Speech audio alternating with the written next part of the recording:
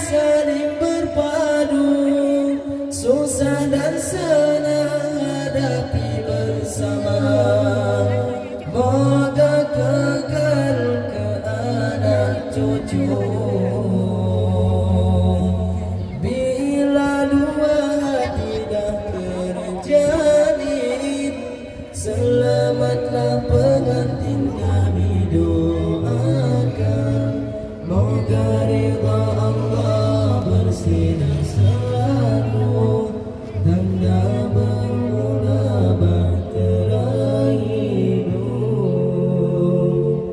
Dalam melayani bahtera rumah tangga, ada masa tenang dan masa gelisah. Jangan nafsu diikut melulu, sabar dan kemaafan itu perlu. Beginilah nasab manusia, tak lari dari ketentuan ilahi.